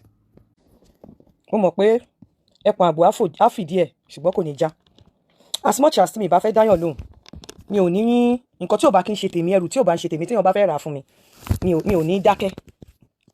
Mo dẹ̀ mọ́mọ́ má title program mi ní ìyá Isabod ni kó má dàbẹ̀ ní pé bóyá mo fi orúkọ wọn wá viewers. Mama Isabod, ẹ mọ̀ kó gbogbo nǹkan tẹ́ sọ lórí show yín lè ní ìrọ̀lẹ́ pa. Ẹ ń parọ́. And that is why tí mo ṣe kọ síbẹ̀ pé whatever you see or whatever you people hear on social media, believe at your own risk. Irọ́ ni ìyá Isabod ń pa gbogbo nǹkan tí ìyá Isabod sọ. Number one, Mama, I will say it in thy kingdom come. Ẹ̀yin lẹ ṣe connect call láàrin èmi àti ọmọ yín. Ẹ̀yin lẹ fi ọjà ilẹ̀kẹ̀, ẹ̀yin lẹ fi lọ̀ mí. And that is why pé kí n wá bọ́ ọmọ yín rà. And I will continue to say it, Mama. And nǹkan tẹ́ bá ní nígbà tí ẹ attack mi torí ẹ sọ̀rọ̀ èjè, but I don't really want to go that route. Ìyẹn wà intelligent gbogbo yẹn. Nígbà tẹ́ sọ̀rọ̀ ọ̀rọ̀ tẹ́ sọ̀rọ̀ pé wọ́n ní mo attack yín nǹkan kan tí mo wá bẹ̀ yín lórí phone pẹ̀lú ìyá Lájé ló ṣe connect call yẹn tí mo fi apologize sí yín. Òun lọ̀rọ̀ tẹ́ ń sọ lé ni. Ẹ mọ̀ fúnra yín ẹ ti bọ́ síta pé mi ò bá yín sọ̀rọ̀ èèyàn rí. Kí ló change? Ẹ ti bọ́ síta pé mi ò bá yín sọ̀rọ̀ èèyàn rí, mi gossip èèyàn fún yín rí. Kí ló change? ìyẹn sábọ̀ kí ló change so ṣé níwọ̀n bàtà tún jà níwọ̀n last week sẹ́ni mo tún ti wá bá yín sọ̀rọ̀ ẹlòmíì ẹ̀yin lẹ connect mi mọ́ ọmọ yín mi ì dẹ̀ ever sọ fún anybody pé ọmọ yín wà depressed o torí ọmọ yín ò appear sí mi pé wà depressed mi ìbáyàn sọ pé ọmọ yín wà depressed torí kò appear sí mi kò bá mi sọ̀rọ̀ rẹ̀ mi ìbá and voice note tí mo sọ mi ì lọ́mọ yín send voice note sí mi èmi ni mo ṣe voice note tí mo send ẹ̀ sọmọ yín mi ì sọ pé send voice note sí mi bóyá get it wrong ṣé wá rí nǹkan tẹ́ sọ nípa àwọn Nollywood for your information gbogbo nǹkan tẹ́ sọ pátá màmá irọ́ lẹ pa arabu ni ẹ̀ẹ́dẹ̀ rántí ọjọ́ àti sùn ẹ̀ẹ́dẹ̀ rántí ọjọ́ tẹ́ máa ṣubúlẹ̀ tẹ́ ẹ̀ ní dìde mọ́ màmá ẹ̀ẹ́dẹ̀ ń parọ́ ni torí number one bọ́n ṣe cast eré yẹn gbogbo owó tó fi parí eré yẹn gan kò tó owó tẹ ní wọ́n sọ pé Ìyábọ̀ fẹ́ gbà bọ́n ṣe cast eré yẹn mi ò mọ̀ ń pa ẹ̀ nígbà tí wọ́n ti sọ pé iye tó máa cost lé tèmi ti fowó lẹ̀ mi ì mọ̀ bọ́n ṣe cast kò sẹ́ni tí mo bá sọ̀rọ̀ àríkan nínú àwọn tí ó wà nínú eré yẹn tó jẹ́ pé níjọ́ tájọ wà lórí set ó ń bínú kí ló dé ń fa ìbínú ẹ̀ ó ní tó bá jẹ́ pé òun mọ̀ pé mi ni mo níṣẹ́ ó ní iye tó ń gbà ó lóun ò ní gbà á ó bínú sí ẹni tó pé kọ́ má fi rú ẹ̀ lọ́hùn mọ́ á padà wá di ọ̀rẹ́ ó padà wá love mi ì mọ̀ bó ṣe cast iṣẹ́ yẹn mi ì mọ̀ anything nípa ẹ̀ mi ì mọ̀ anything nípa bó ṣe cast iṣẹ́ yẹn tèmi ni wípé àwọn cast tèmi gan sọ pé mo fẹ́ lò ẹni tó wà tó jẹ́ production tó jẹ́ location manager tó jẹ́ coordinator mi sọ wípé mi ò lè gbé cast according to bí mo ṣe like ẹ̀ pé bí iṣẹ́ ṣe rí ẹni tó máa lè deliver fóun òun lòun fẹ́ for instance mo mú orúkọ ẹnìkan ó lóun ò lè lò ó ní tó bá jẹ́ wípé bodyguard náà fẹ́ lò ń bẹ̀ ó lóun á lè lò ó ní ṣùgbọ́n kò fitting ẹnìkan tí mo bá sọ̀rọ̀ tí mo ní kó lọ bá sọ̀rọ̀ ó bínú sí mi ó ní wáyé tí mo ṣe máa rányàn sóhun ó ní kí ló dé tèmi ò fi wá bá òun fúnra mo ní kó má bínú mo ní mi ìfẹ́ gba wáṣájú ẹlẹ́ẹ̀dẹ́pẹ̀ẹ́dẹ́ ni pé kó má bínú irọ́ lẹ pa màmá mi tiẹ̀ èmi àti Mercy Aigbe ò tiẹ̀ fìtì sínú iṣẹ́ yẹn rárá wọn ò tiẹ̀ pé fún iṣẹ́ yẹn rárá gbogbo àwọn tẹ́ ẹ dárúkọ kò sí tó pè nínú iṣẹ́ yẹn rárá èmi bá PA ta ni sọ̀rọ̀ mi tiẹ̀ ní nọ́mbà PA lọ́wọ́ mo fẹ́ ṣiṣẹ́ kan lẹ́nujọ́ mẹ́ta ẹni tó fẹ́ bá sọ̀rọ̀ despite pé mo ní relationship pẹ̀lú ẹ̀ mo sọ fún director pé lọ bá fúnra ẹ̀ mo ní má jẹ́ kí n fi tèmi sí mo ní relationship pẹ̀lú onítàn mo ní ẹ lọ bá mo fẹ́ kẹ́ bá fẹ́ ṣiṣẹ́ ẹ sanwó fún yàn ẹ má fi ṣe gbolé I know person màmá ẹ sábọ̀ gbogbo nǹkan tẹ́ ẹ sọ lórí show yín lé ní irọ́ lẹ pa mo sorry láti sọ pé àgbàlagbà ń pọ̀rọ̀ irọ́ lẹ pa ẹ dẹ̀ sọ wípé ẹ mọ̀ tẹ́ ẹ ṣe fún mi n tẹ́ ẹ ṣe fún mi ni wípé mo bọ́ síta mo tù yín mo bẹ̀ yín tí nǹkan bá ti ṣẹlẹ̀ ẹ̀yin ló yẹ kẹ́ ẹ protect mi jù ṣùgbọ́n ẹ̀yin gangan lẹ máa ń sọ mí sábẹ́ bẹ́ẹ̀ ẹ máa ń sọ mí sábẹ́ trailer ni ẹ máa ń sọ mí sábẹ́ trailer ìgbà tọ́rọ̀ Sẹ́ráfù ṣẹlẹ̀ ogun yín ló le jù ẹ méye tó wò yín níjọ́ tẹ́ ṣe show fún mi ni ẹ wá ń pretend ẹ ń play victim pé ẹ mọ̀ nǹkan tẹ́ ṣe fún mi ẹ mọ̀ nǹkan tẹ́ ṣe fún mi náà mi ń ṣe wèrè ẹ mọ̀ iye ìgbà tí mo fi sábà láti má wojú yín rárá ẹ mọ̀ iye ìgbà tí mo fi sábà yín láti má sọ̀rọ̀ sí ẹ bá rí tí mo bá bẹ̀yàn mi ò bẹ̀ àwọn fans mi ni mo bẹ̀ torí a lot of fans mi ló ti walk away a lot of fans mi ló ti lọ kò ń ṣe anybody àwọn fans mi ni mo bẹ̀ ẹ mọ̀ tẹ́ ṣe fún mi náà ẹ mọ̀ iye ìgbà tí mo fi sábà yín Ọlọ́run bá rí pé mo sábà yín tó Ọlọ́run bá rí pé mo páyà yín tó pé ẹ push mi dógiri ẹ wá ń play victim lórí show yín lẹ́ni pé ẹ mọ̀ nǹkan tẹ́ ṣe fún mi ẹ lè fà mí ṣùgbọ́n ẹ lè pa mí tẹ́ bá dẹ̀ pa mí ẹ lè jí mi tó bá yá tó bá ti ń push èèyàn dógiri èèyàn á yíjú padà ẹ lẹ́ẹ̀mọ̀ nǹkan tẹ́ ṣe fún mi màmá mi ìsọpẹ́ ẹ fún mi lówó birthday ẹ lọ wo show mi kò síbi tí mo ti lẹ́ fún mi lówó birthday ẹ fún mi ní aago ẹ fún mi ní aago birthday lẹ fún mi ẹ wá fún mi ní £200 pẹ̀lú as a gift bóyá lórí ewé nation tí mo ṣe and I stand to be corrected ìyá Lauren Martins wọn ò fún mi ní kọ́bọ̀ lórí iṣẹ́ yẹn kò sí ọmọ ewé tó fún mi lówó lóòótọ́ ẹ rán mi níṣẹ́ yẹn in tó mú mi gbé iṣẹ́ yẹn ni wípé mo rí pé ẹ máa ń struggle láti kọrin yẹn mo wá ní jẹ́ n fi beat sí kí n fi mo ṣe ṣe kì í ṣe pé ẹ̀yin lẹ rán mi mi ì dẹ̀ tara yín dìde so mi ì lè tara yín ṣubú ẹ lè gbé mi ṣubú mi ì tara yín dìde mi ì mọ̀ yín rí kí n tó wá sórí Facebook mo ti dórí Facebook kí n tó mọ̀ yín first time tí mo dẹ̀ máa mọ̀ yín orin birthday 60th ni mo ṣe mo fi get close sí yín so ẹ̀yin kọ́ lẹ gbé mi dìde ẹ dẹ̀ lè gbé mi ṣubú màmá ẹlẹ́mọ̀ nǹkan tẹ́ ṣe fún mi ẹ̀yin náà mọ̀ pé fìtìnà tì mí kí n tó yíjú padà ẹ fìtìnà tì mí ẹ mẹ́yẹ ìgbà tí mo fi bẹ̀yìn ẹ mi tó stage kan àwọn èèyàn ń pè mí lárìndì ó tó stage kan gan àwọn èèyàn ń sọ sí mi létí pé mo náṣìírí lọ́wọ́ yín ni mi ìṣe fẹ́ bọ́ síta mi ìfẹ́ fẹ́ sọ̀rọ̀ kò dẹ̀ rí bẹ́ẹ̀ ẹ bá rí attitude mi ságbàlagbà mo máa ń sọ pé ẹ̀ ń cruise ni bẹ́ẹ̀ mo rí pé ó ti more than cruise ló dàbí ni pé ẹ fẹ́ destroy èèyàn ni ẹ fẹ́ destroy mi ẹ wo orú nǹkan tẹ́ sọ ẹ wo rọ́ bàǹtàbàǹtà tẹ́ pa sílẹ̀ lénìí èmi tí mi ò mi ìbá Mercy Aigbe ò tiẹ̀ sí nínú cast mi Ìyábọ̀ Òjó mi tiẹ̀ ní nọ́mbà kọ́kọ́ tó get to her at all mi èmi kò tiẹ̀ mọ̀ nǹkan kan nípa bó ṣe cast iṣẹ́ yẹn rárá mi ò mọ̀ ọ̀pọ̀lọpọ̀ àwọn tó ṣiṣẹ́ yẹn irú lady yìí kí lọ ọmọ tó nídìí tó wà nínú iṣẹ́ yìí Zainab mi ò rí Zainab lórí set mi báyìí àpàdé torí nígbà tí iṣẹ́ kàn mí ni mo lọ èmi àti Zainab ò pàdé báyìí afterwards mo ṣe gba nọ́mbà Zainab ni mo ṣe pè Zainab bọ̀bọ̀ tó nírùngbọ̀n yẹn náà ẹ rí pé mi ò mórúkọ ẹ̀ èmi àti ẹ̀ ò pàdé báyìí èmi àti bọ̀bọ̀ tó nírùngbọ̀n yẹn à pàdé báyìí after àti iṣẹ́ yẹn jáde ni mo ṣe contact ẹ̀ àbúrò mi níyì nìkan ni mo lè sọ pé mo pàdé on the last day mi ò pàdé Zainab báyìí mo dẹ̀ rí Wùnmí ó tán mo dẹ̀ rí kan nínú àwọn tó ń bínú pé tóun bá mọ̀ pé mi ni mo níṣẹ́ iye tó ń fóun òun ò ní gbà later ó padà fall in love pẹ̀lú mi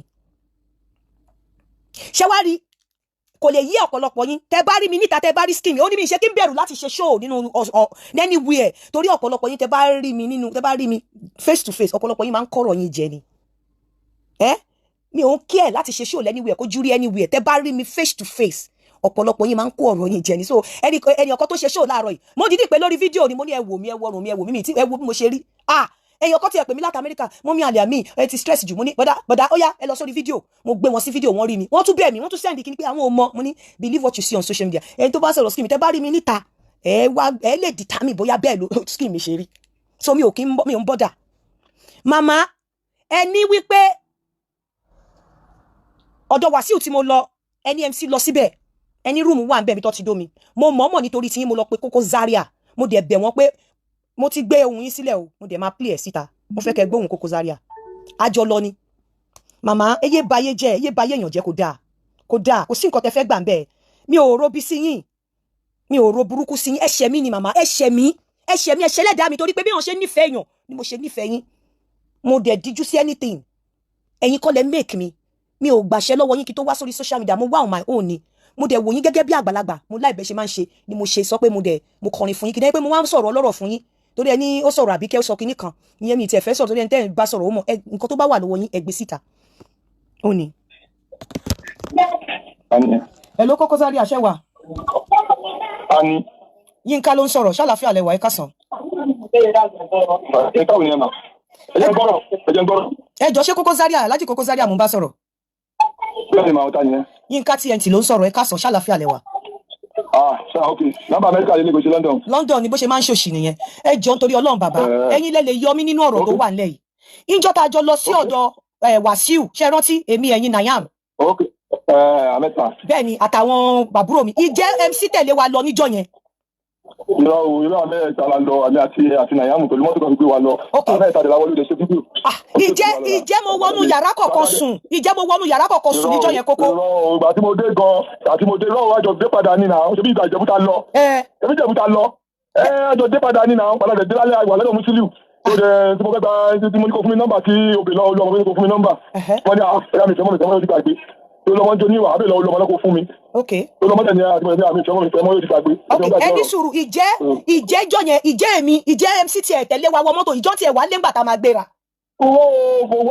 Ìbáṣọ lọ láàárọ̀ ni àdẹ̀jọ́ lọ sọ́dọ̀ Wàsíù àdàlẹ́dẹ̀ kó máa jọ kó mẹ́ náà ni òdẹ̀dẹ̀ lálẹ́ òdẹ̀ lọ́sùn níbi tí ò lọ́sùn wọ́n lọ́sùn àbí ẹ̀kọ́ tẹ̀lé ẹni.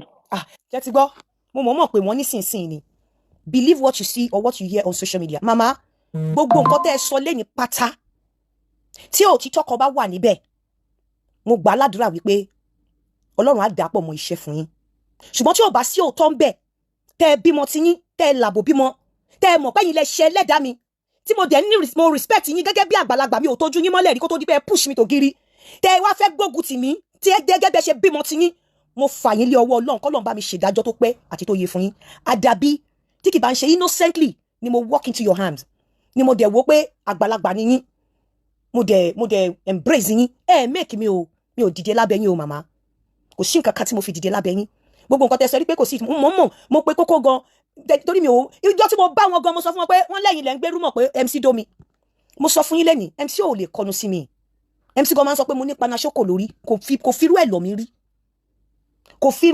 rí kò bá mi sọrú ẹ̀ rí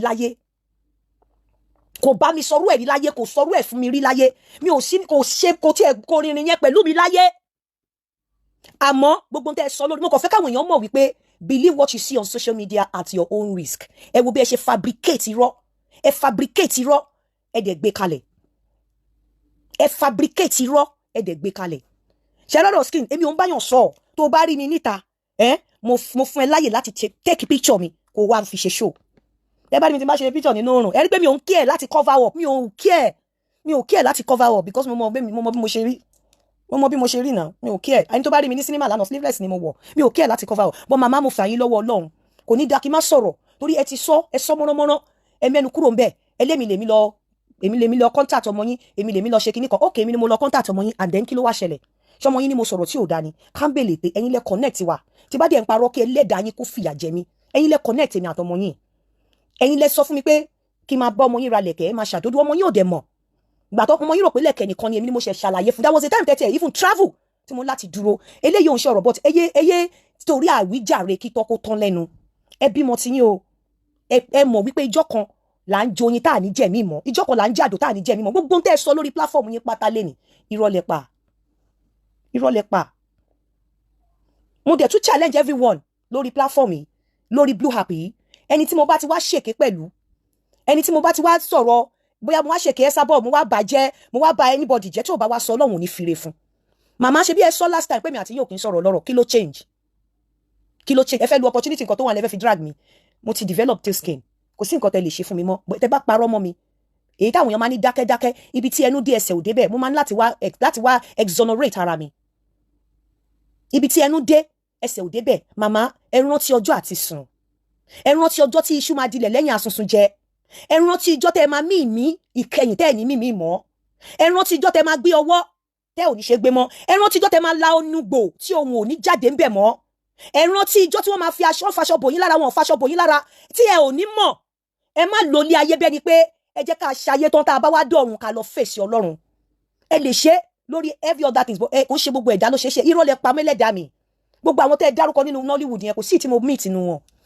cast film mi èmi gan kọ́ ni mo ṣe mi mọ̀ kọ́kọ́ ń pa ẹ̀ wọ́n kàn fẹ́ mi ní script role mi ni mo ti sọ everything owó tẹ́ ẹ pè gan kò tó owó tó fi ṣe ó ju owó tó fi ṣe fíìmù lọ times 3 owó yẹn tó bá sì ń pín owó yẹn sọ́nà mẹ́ta wọ́n á sì máa yọ owó tó fi ṣe fíìmù bẹ́ẹ̀ honestly gbogbo àwọn tẹ́ ẹ pè yẹn kò sí tó wà nínú cast mi èyí tẹ́mi suggest gan wọn gbà kò sí ẹni tí mo fẹ́ lò nínú orin mi mo ní relationship pẹ̀lú ẹ̀ ó bá mi sọ̀rọ̀ èmi sọ fún director mi pé mi ò ní contact ẹ̀wọ́ ní kó lọ contact wọ́n ló fẹ́ ṣiṣẹ́ mi fẹ́ ṣe gbòṣègbò lé kó lè mọye tó fẹ́ san fún. màmá mi ní kẹ́ má jáde tó ṣe show fún mi o mi ní kẹ́ má ṣe nǹkan but ẹ máa sọ̀rọ̀ bó ṣe rí tẹ bá dẹ̀ gbọ́ tí mo ní káwọn èèyàn má bínú àwọn fans mi ni mò ń bá wí torí mo mọ̀ pé a lot of my fans náà bínú sí mi àìmọye messages tí mo gbà lórí fóònù mi ẹ ṣe mi ò sọ fún ẹ àìmọye mi ní kẹ́ má bínú màmá yín kọ́ ni mò ń bá wí ẹ jẹ́ kí n sọ point black màmá Esabod ẹ̀yin kọ́ ni mò ń bá wí pé kẹ́ má bínú torí pé mi ò ṣẹ̀yìn if anybody should say to anybody ẹ̀yin gan ló yẹ because ẹ̀yin lẹ ṣẹ̀ mí ẹ̀yin ni mo pọ́nlé ẹ̀yin ni mo gbé gorí òkè ẹ̀yin ni mo ń wò lókè ṣùgbọ́n tẹ́ ẹ̀ fira yín síbi tí mo fi yín sí màmá débi pé dẹ̀kẹ̀rẹ́ àwọn náà jọ ń ṣèké náà jọ ń ṣe kinní kan mo ṣáà mọ̀ pé ìjọkọ̀jọ̀kan ọ̀rọ̀ á tú síta àwọn èké tá jọ ń ṣe á tú síta.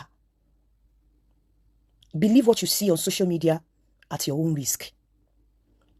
Mi ò kí ń ṣe irú èèyàn bẹ́ẹ̀ màmá mo mọ̀ pé tó máa ṣe show fún mi àwọn ọmọ yín náà máa ṣe show fún mi but I don't care ẹkùn àgbo lè fi kò lè já ṣùgbọ́n ẹ jẹ́ ẹkọ̀ get nǹkan kan straight nobody no Jupiter kò sí anybody tó lè lé mi lórí social media nítorí pé kí ni mi ì tara èèyàn kankan dìde mi ì mọ èèyàn kankan kì í dìde màmá kí n tó ṣe okólókó òkòbòlòbò mi ò mọ̀ yín mi ì gbọ́n pa yín rí ọ̀n tìgbà tí mo ṣẹ̀ṣẹ̀ ń wá so online ni mo ṣẹ̀ṣẹ̀ ń gbọ́n pa yín so ẹ gbé mi dìde ẹ lè gbé mi ṣubú ẹ gbé mi dìde ẹ lè gbé mi ṣubú and as at the time tí mo ṣe orin fún yín mo ti ní well over 500,000 followers so ká má sọ pé orin yín ló build the page mi ẹ dẹ̀ notice pé níbi tí mo respect dé tí n bá ti post orin yín fún birthday yín ìjọ́ kejì mo máa yọ kúrò ni tí n bá ti post orin ká má sọ pé bí a mò ń fi wá traffic mo máa yọ kúrò àbí kí n gbàgbé ẹ̀ síbẹ̀ kókò lọ sílẹ̀ kí n má rí mọ́ tó ti yé yín mi ò bínú o but màmá ẹ má pààrọ̀ mọ́ mi mọ́ ẹ má ra àràbù fún mi ẹ̀rùn ìtẹ́ bá ti ń rà ẹ máa rántí ọjọ́ tẹ́ máa sùn tẹ́ ẹ̀ ní jímọ̀ ọlọ́run àtúbọ̀ jẹ́ kẹ́ gùn lẹ́mìí ọlọ́run ò ní jẹ́ fi kú tó yá pa yín lásìkò yìí ọlọ́run àtúbọ̀ lọ́ra ẹ̀mí yín bọ̀ kẹ́ mọ̀ pé ìjọ́kanjọ́kan náà ni ilẹ̀kùn máa ṣí tí ò ní ti mọ̀ tẹ́ bá rántí ọjọ́ àti sùn tẹ́ ẹ rántí ẹsẹ̀ mẹ́fà ẹ máa mọ nǹkan tó máa jáde lẹ́nu yín pé òtítọ́ ni ẹ̀yin lẹ jẹ́ kí n mọ̀ ẹ̀yin lẹ introduce mi sọmọ yín later ìmọ̀ àtàwọn ọmọ yín wá ní relationship because kò ń ṣe ọmọ tó ṣẹ̀ mí voice note ọmọ yín ò send voice note sí mi ẹ get it èmi ni mo send voice note sí but voice note yẹn carry weight ni mo ṣe ní no ọmọ yóò deserve bẹ́ẹ̀ mo dẹ̀ máa ń sọ àwọn tó ti ní opportunity láti bá mi sọ̀rọ̀ rí mo máa ń sọ fún wọn pé ọmọ yín ò jẹ́ bẹ́ẹ̀ ọmọ dáadáa ni mo tún máa sọ́dọ̀ lápọ̀ ọmọ dáadáa ni ẹ wá ní wọ́n sọ̀rọ̀ ẹni tó ń bú mi láàárọ̀ yìí ní àárín wa kò ń ṣàárín wa àárín ibi tá ti lọ ṣeré kọ́nà ti sọ̀rọ̀ ẹ̀ kò síbi tí n bá ti sọ̀rọ̀ ẹ̀ tí wọ́n ti kí n attack mi so wọ́n bí tó ti ń attack mi nìmí náà ti attack wọn padà mo mọ̀ pé fẹ́ lo advantage opportunity tó ṣẹlẹ̀ yìí láti wá fún mi ni tẹ bá wá fún mi màmá tẹ bá ń parọ́ màá wá máa clear ara mi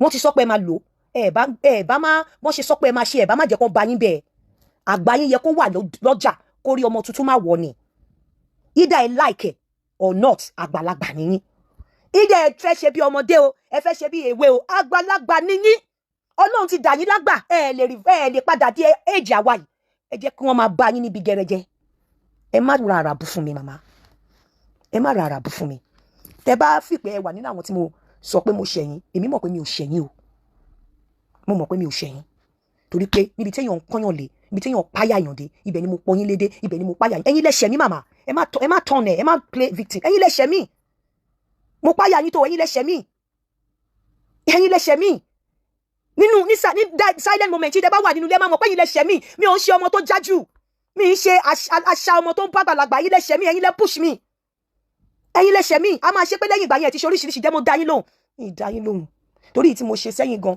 àwọn tó lè mú mi wọ́n bá mi wípé mi ìbá má ṣe so mi ìdá yín lóhùn pé ẹ̀yin lẹ ṣẹ̀ mí màmá kẹ́ tó ṣe àwọn nǹkan tẹ́ ṣe bí mò ń pọ́n yín gẹ́gẹ́ mò ń pọ́n yín lé màá mówó mi màá lọ fi ṣorin bẹ́ẹ̀ bá tiẹ̀ ní pé ẹ fún mi ní £200 yẹ́ ẹ fún mi ní £200 ìjẹ́ tún fún mi lówó fún orin àwọn tó kù torí ẹ ràn mí inú dídùn mi ni mo fi finú fi dùn ìfẹ́ tí mo ní sí yín ni mo ṣe ṣorin fún yín wọ́n dẹ̀ sọ fún mi gbà yẹn kókó náà rọ́fọ́ adìtì mi bò ó dùn mí just like tó ń ṣẹlẹ̀ nísìn pé ẹ ṣe nǹkan tó yẹ kẹ́ ṣe tí gbogbo ayé bá tiẹ̀ kàn mí má gbélé bù gẹ́gẹ́ bí abiyamọ gẹ́gẹ́ bí àgbàlagbà gẹ́gẹ́ bí yèyé ọmọ káti ẹ̀ wá ní mo sarapamọ́ sábẹ́ ẹ̀fúrọ́ yín ó yẹ kẹ́ ẹ ràgàbò mi ni kò yẹ kẹ́yìn náà tún tì mí síwájú ẹkùn pé kí wọ́n pa mí jẹ ìwà tẹ́ wù nìyẹn tẹ́ ẹ̀ bá mọ̀ ẹ wá sọ pé ẹ ṣẹ̀ mí torí èmi rò pé mo lè fara tì yín mo lè sápamọ́ sábẹ́ yín ṣùgbọ́n ṣe lẹ́ la òbò sílẹ̀ báyìí tẹ́ tì mí síwájú kìnìún àti paramọ́lẹ̀ ẹ wá lẹ́ ṣẹ̀ mí àbá màmá mi ní kẹ́ má bù mí àmọ́ gbogbo nǹkan tẹ́ bá máa sọ ẹ sọ tòótọ́ kò ṣe nítorí tèmi nítorí ọjọ́ àti sùn torí bó ṣe wù ká pẹ́ tó láyé a ó pẹ́ lọ́rùn jù bẹ́ẹ̀ lọ bó bá pẹ́ iná tó ń jó á kú bó bá pẹ́ ọjà tó wà láàárọ̀ tó kún láàárọ̀ á tú lálẹ́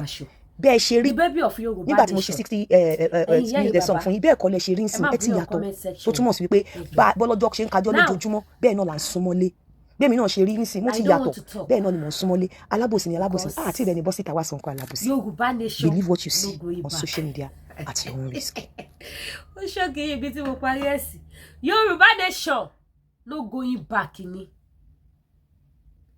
kò sí bí dùgbẹ̀dùgbẹ̀ ṣe lè fi tó a máa gba Yorùbá nation ṣé ìjọ tá a bá gba Yorùbá nation peace tó máa wà nínú ayé àti social media ó máa shock everybody wọn Nàìjíríà ló dá gbogbo nǹkan tó ń ṣẹlẹ̀ sílẹ̀ wọn Nàìjíríà ló sọ wá dọ̀tá ara wa nítorí pé kí ni a ti sọ ìṣe àti àṣà culture wa everything àti misuse àti sọnù ní Nàìjíríà àgbogbo wa lágbára Ọlọ́run àrídùnnú wa ò ní dàrí ìbànújẹ́ Yorùbá nation no going back. ẹ má gbàgbé gbogbo ẹ̀yin tẹ́ bá fẹ́ lodge sí DRS service apartment nílùú Nàìjíríà ní Ìkẹjà fídíò wọn mo ra fi style gbé sí lẹ́gbẹ̀ẹ́ tẹ́ wò yẹn very nice place ẹ̀yin ìyá mi ẹ̀yin bàbá mi ẹ try láti lọ patronize wọn ẹ mọ̀ wípé yes rere lolúwa everything about them 100% mo fún wọn ní 100%. ẹ mọ̀ kéèyàn tó lè sọ pé òun fún yàn ní 100% ó jẹ́ pé ó kọjá bẹ́ẹ̀ 100%. ṣé ti building yẹn ni ṣé ti look ṣé ti everything ṣé ti service wọn ni ṣé ti 24 hours light 24 hours internet 24 hours security everything drinkable water nice environment nice view gbogbo ẹ ló kún bẹ́ẹ̀ 100% mo fún wọn so gbọ èyí tẹ́ bá fẹ́ lodge sí just 2 minutes drive sí Ìkẹjà ní sí international Mohammed airport ẹ pè mí kí n fún yín ní phone number àwọn kẹ́ lọ lodge sọ́dọ̀ wọn ẹ máa sọ oúnjẹ yẹn máa ṣe bó bá ṣe wù yín àwọn òṣìṣẹ́ wọn lè bá yín lọ sọ́jà kó bá yín rẹja tútù kó bá yín ra ògúnfe aláwọ̀ kó bá yín ro pando yam tó fẹ́ lẹ́lẹ́lẹ́lẹ́ nínú ọ̀dọ̀ yín bẹ́ẹ̀ náà lọ máa ti ṣe fún yín kì í ṣe pé máa lọ ṣe wà ní kitchen máa gbọ́ fún yín no each apartment ó ní kitchen ní títí ẹ̀ so inú apartment yìí ló máa ti bá yín ṣe everything tẹ́ bá fẹ́ kó bá yín ṣe wọ́n á dẹ̀ bá yín díṣẹ̀ sínú freezer wà ńbẹ̀ ẹ kọ́ máa gbé nǹkan yẹn máa jù sí microwave ẹ máa microwave sẹ̀ ni ẹ dẹ̀ máa jẹ oúnjẹ alálùbáríkà oúnjẹ ìdùnnú ẹran Nàìjíríà ó dùn ju tìlú èbó lọ ó dùn ẹja wa gan ó dùn ju tìlú òyìnbó lọ gbogbo ẹni mo rí taste ẹ pé ó yàtọ̀ gédégbé so gbogbo ẹni tẹ́ bá fẹ́ lọ lodge sí Diary Service Apartment ní ìlú Ìkẹjà just 2 minutes drive ẹ pè mí lórí WhatsApp number tẹ́ ẹ wò lójú screen yìí kí n fún yín contact wọn ẹ̀yin tẹ́ bá dẹ̀ léèyàn tó wà nílùú Nàìjíríà tó ní ibi tó máa lodge sí ẹ̀yin náà pè mí kí n fún yín ní contact ojú òní tìyìn ká wá padà sórí ọjà táǹtà mo pariwo ogun diabetes agunmu diabetes ó ti fẹ́ tán a lot of people wey be wọn ni mo ṣe agunmu diabetes ti tán o kò sí ní Canada mọ́ tẹ́ bá rí bó ṣe bò gbogbo ayé tẹ́ ti gba káǹtì nọ́mbà pé ìfẹ́ rà tẹ́ ti sanwó ẹ má wulẹ̀ lọ sanwó mọ́ o kò sí mọ́ ó ti tán o ó ti bò tán ẹni ra mẹ́ta ẹni ra ẹjọ́ tó rẹ̀ lọ wọ́n fún mi fóònù nọ́mbà yín ni àwọn tó ti rà lọ́dọ̀ iléeṣẹ́ tí ẹ ò fún ara wọn táwọn èèyàn wá introduce sí wọn iléeṣẹ́ tí ẹ wá ní òkè ìlú Amẹ́ríkà lẹ́wà London lẹ́wà ẹ pé lédìkè ọ wá kó gbogbo ẹ̀ tán ó ti ṣe kí ni pia ó ti ṣe kí ni ó ti ṣe pia so iye tó wá available sí tó bá wù yẹn tó tètè wá relé náà tó bá tútù ti tán máa tún sọ fún yín pé ti tán náà ni wọn mú yàn sí jẹ̀díjẹ̀dí àti pakuru mọ́kò dóbò dáadáa man power gbogbo ayé bàbá 70 bàbá 80 ẹ wá ta kébékébé ẹ má fọ́ o kì í ṣe kẹrẹ ọmọ gé kẹ máa gbọ̀n rìrìrì lórí irọ́ kẹ máa ṣe ó yá bá mi fi kókó mi ṣeré okó yín wo lọ́ fi ṣeré àbí kókó yín rọ́ ọmọ gé kọ́kó dìde fún ara ẹ̀ wọn ò ní ìdá tí fokó yín ṣeré kó tó dìde ẹjọ́ ẹ stop sọ bẹ́ẹ̀ ẹ má yẹ kó bá yín fi ṣeré kó dìde fún ara ẹ̀ ní kó dúró orí gbagbagba kó dẹ̀ ṣe kíni kó bẹ̀rẹ̀ iṣẹ́ ojú òní tiwa ó wà available níbí báyìí bákan náà ìjọba fẹ́ ra jewelries àwọn fáfá earring àwọn new ọjà ti dé mi mọ́jọ́ tí máa ráyè ṣe full show tí máa wá display àwọn ọjà fún wa mi mọ́jọ́ tí máa ráyè kọ́lọ́ kó ṣàánú ayé mi àwọn fine jewelries ó ti dé àwọn new ọjà mo sọ fún yín new jewelries ti dé àwọn wig ẹ wo new ones yàtọ̀ sáwọn ta ní tẹ́lẹ̀ ṣẹ́tí rọ́jà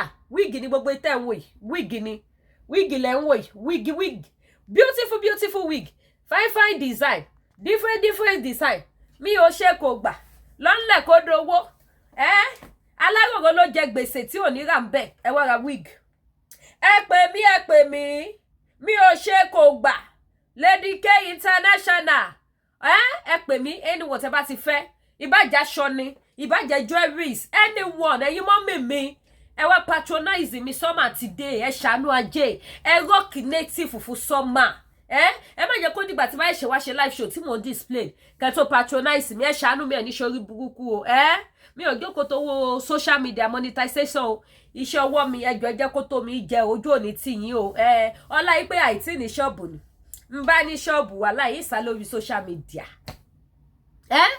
ṣẹ́yìn tó túbọ̀ ń gbé mi wá dáadáa sí social media òun ni business mi online mo ti ń tajà tí Ọlọ́run bá ṣe máa sá lórí social media díẹ̀ ẹ fẹ́ lè máa kọ lẹ́tà kẹ́tórí program Lady K wò Ọlọ́run gbọ́ kì í ṣe ti gbéraga pẹ̀lú bí ìṣe mọ̀ ọ́ sọ́tọ́ ìmọ̀ pé máa miss àwọn ẹ̀fẹ́ mi àtẹ̀yìn mi tí mo máa ń fẹ́ yẹn àtẹnu tí máa ń fẹ́ bí gba wàrà yẹn máa miss gbogbo ẹ̀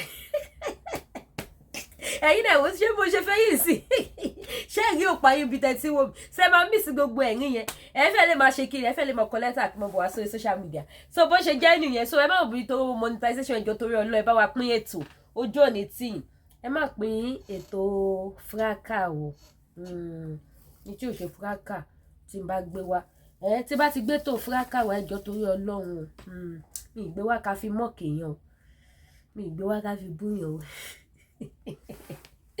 now ìyẹn tó wá kọ báyìí sí ni spiritual items Jésù nìkan ni mo ní bàbá Jésù nìkan ni mo ní bàbá bá mi pórúkọ rẹ̀ ẹ wò pẹ́ẹ̀fù ní back to sender express body yẹn Miss Paris mélòó tẹ̀lé fẹ́ display òun ni big size wà àwọn big size àwọn èèyàn ti ẹ̀bọ́ bí mo pọ́n máa láìkí ẹ̀ bẹ́ẹ̀ yẹn big size wà o this is medium size small size náà dẹ́wà Miss Paris wọ́n bò ó ní wìtìwìtì òun ni wẹ̀gúnwẹ̀ èpè cost breaker omi ni o ẹ mix ẹ̀ mọ́mi wẹ̀yìn gbogbo ègún àtèpè yẹn kó ṣe kí ni kó lọ pìáù òun ni àwọn ṣẹ́ẹ̀rẹ̀ lóríṣiríṣi ṣé ti aṣínà ni ṣé ti arọ́bí ni ṣé ti àgbélépọ̀tà ṣé ti back to sender ṣé ti ọfà iṣẹ́ ọfà wà ọṣẹ ọfà lọṣẹ tẹ́ ń wò lọ́wọ́ mi yìí yes àwọn ẹlòmíràn láwọn like ọṣẹ dúdú and ọṣẹ dúdú mi ọṣẹ àgànyìn ni Ghana soap ni Ghana soap ni mo fi ṣàwọn ọṣẹ dúdú mi.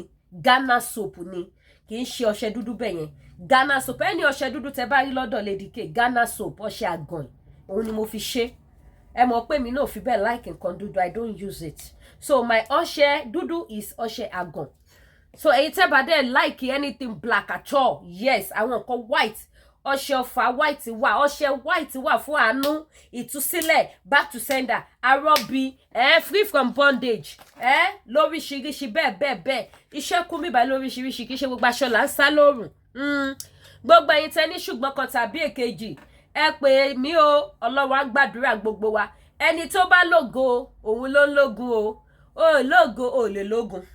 Òun rí jẹ, òun rí mu lásìkò tó ń ẹ̀ wá lógun o. Ó wá kù sọ́wọ́ oníkálukú, èyí tó oníkálukú bá fẹ́ hóòdì kó tó fẹ́ kó permanent, bóyá ogun, bóyá ògo. Ṣùgbọ́n èmi sure wípé ògo la fẹ́, àfẹ́ ogun. Ogun á dẹ̀ fi ayé wa sílẹ̀. Ibikíbi tí ìbá ti wù kí ogun náà kó ti wá. Ẹlẹ́rù àṣekínní àfúrà rẹ̀ gbẹ́rù, ibi á padà sórí oníbi, àṣàṣà padà sórí alásàsì. Ẹ̀fún á padà sórí ẹlẹ́fun. So gbogbo ẹ̀yin tẹ́ bá nídìí àwọn nǹkan spiritual items lọ́lọ́kan òjọ̀kan tí ẹ lè lò. Ẹ pè Lady K Ìfẹ́ Olúwa show. Òun ni pẹ́ẹ̀fù lélẹ̀ fún ẹ̀yin tẹ́ ẹ wá ìrànlọ́wọ́ owó. Pẹ́ẹ̀fù wà, ọṣẹ wà, ọ́ìlì wà tẹ́ lè lò fún owó. Ẹ̀yin tẹ́ bá tajà tẹ́ jẹ́ business woman, àwọn nǹkan tẹ́ lè lò sí shop láti jẹ́ kí business yín kó máa move dáadáa, kó gbèrú, ó wà. Bákan náà, we have so many things tẹ́ lè lò. Ẹ wo mi náà sí ẹ máa fi fọwọ́ ní omi ọ̀fọwọ́ ajé. Òun lomi tẹ́ ń wò lọ́wọ́ mi yìí. Èmi ò like kí n display gbogbo ọjà lórí social media. So ìtẹ́ bá ti fẹ́ lóríṣiríṣi gbogbo ẹ̀ ló kún bí. This is another water. Ẹ lè wọ́n sílẹ̀, ẹ lè wọ́n sínú ṣọ́ọ̀bù yẹn, dẹ̀ lè wọ́n sómi ìwẹ̀ yín, ẹ lè fi mix omi ìwẹ̀ yín, kì í ṣe omi lásán. They are all what? They are all powerful. Nípa ìfẹ́ olùgbàlà kì yóò sí nǹkan. So àwọn nǹkan tẹ́ bá ti fẹ́ for spiritual items, just contact Lady K Ìfẹ́ Olúwa show. Àdúrà gbogbo wa máa gbà lórúkọ Jésù. Ogun tí ò ní ṣẹ́ kò ní mọ̀nà ọ̀dọ̀ wa. Ogun tí kò gbọ́ àdúrà kò ní wọ́ mọ̀nà ọ̀dọ̀ wa. Ṣẹ́rí ilé ayé yìí, tẹ́ bá ń gbọ́ má dúró, má rosẹ̀, òun lọ̀rọ̀ ilé ayé yìí o. Má dúró, má rosẹ̀, òun lọ̀rọ̀ ilé ayé. Àdúrà gbogbo wa gbà, ojú òní tiwa. So ẹ patronize Lady K for any kind of spiritual item. Just contact me. I'm here at your own service. Tó bá jẹ́ nǹkan fà mú mi ó wà available. Tó bá jẹ́ ọṣẹ náà ni tẹ́ lè lò fún ọfà, àpòrò ọfà, gbogbo ẹ̀ ló wà available. Tó bá jẹ́ fún ti ìgbéyàwó ni, àwọn nǹkan tẹ́ lè lò fún ìgbéyàwó. Tó mú yes. Tí ò ṣe fẹ́ lórí, tí ò ṣe máa sọ lórí afẹ́fẹ́ ju wípé kẹ́ lọ lò kẹ́rí títóbi ìyanu Ọlọ́run. Ọlọ́run ló dọ́kọ àtìyàwó náà ló dá gbogbo nǹkan. The only thing ni pé má ṣe kà fún yàn. O lè má ṣe bí fún yàn. Kó ló fẹ́ rire o, àfi kó ṣe bí kó bá lè rire títí dọjọ́ gbó ẹ. So tẹ́ bá tọ́jú ara yín, tẹ́ ṣáájò síra yín, Ọlọ́run ò bínú sí o. Àdúrà gbogbo wa gbà. Ní jù bẹ́ẹ̀ lọ lórí ètò Lady K Ìfẹ́ Olúwa show, the baby of Yorùbá nation. Ẹ má gbàgbé láti subscribe sí YouTube channel mi, kẹ́tàn notification bell yín. Èyí tó bá tún ṣe gbé wá, á gbé wá. Èyí tí ò bá ṣe gbé wá, á ṣe kí ni? Á bìlà fún nítorí pé kí ni? Jẹ́jẹ́ lọ́mọ Èkó ń lọ. Yorùbá nation, no going back. Ire.